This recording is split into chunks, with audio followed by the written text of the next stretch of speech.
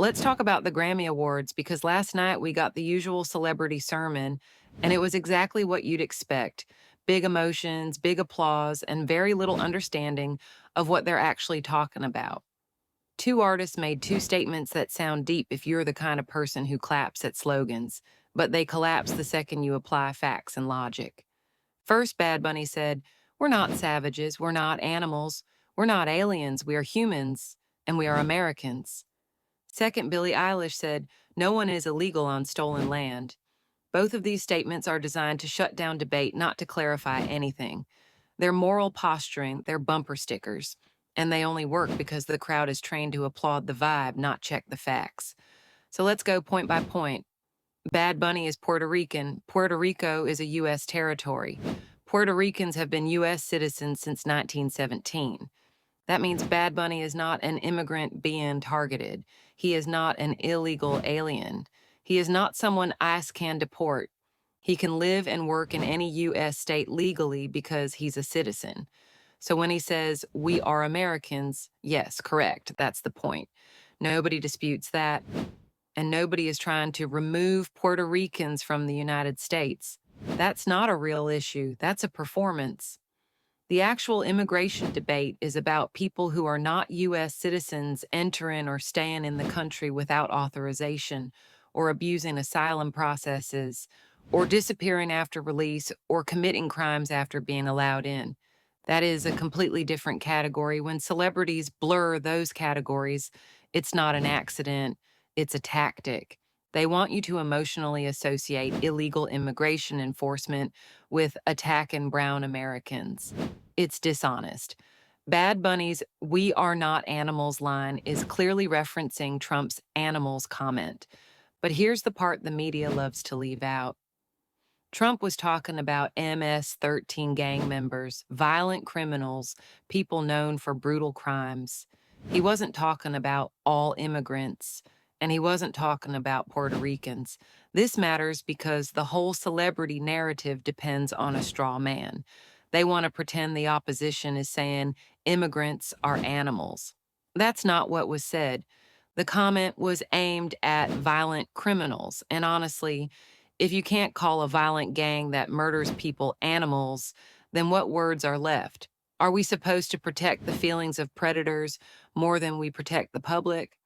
Now let's talk about Billie Eilish's line, "No one is illegal on stolen land." It sounds poetic, it sounds rebellious, it sounds like something you'd put on a t-shirt and feel morally superior. But as an argument, it's nonsense. Because if stolen land means a country has no right to enforce borders, then almost every country on earth has no right to enforce borders.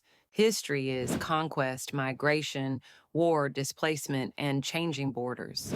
That's not a defense of injustice, that's just reality. So if the US is stolen land, then so is Mexico. Mexico exists because Spain conquered indigenous empires, so is Canada, so is Australia, so is most of Europe, most of Asia, most of Africa. Human history is full of land changing hands. Yet nobody is telling Mexico it has to have open borders because of the Aztecs. Nobody is telling Australia it has to accept unlimited migration because of Aboriginal dispossession. Nobody is telling modern nations they can't have sovereignty because of ancient conquest. This slogan is selectively applied to the US because it's not a principle, it's a political weapon. And here's the bigger problem. Even if you acknowledge historical injustice, it does not erase the present day reality that the United States is a nation with laws, obligations, and a duty to its citizens. You don't fix one historic wrong by creating a new, permanent wrong where the country has no right to define citizenship, enforce entry rules, or protect its own people. Another thing celebrities love to do is act like the United States is uniquely evil and uniquely illegitimate. But if we're being honest, the US has actually created structures that many other countries never did. The U.S. established reservations and recognized tribal sovereignty. That doesn't erase the brutal history, but it does mean tribal nations have legal authority and self-governance in ways that indigenous groups in many other countries did not historically receive. And in modern times, tribes have been able to build major economic enterprises through those legal structures. Some tribes have built enormous wealth through gaming and other ventures. Minnesota itself has one of the most famous examples. That's not perfect justice, but it is more than many countries ever offered. So when celebrities reduce the entire subject to stolen land, they're not educating anyone. They're flattening a complex history into a slogan that justifies lawlessness today. Now let's talk about the part that really matters, because this is where the celebrity class tells on itself. These people are not making these statements from the front lines.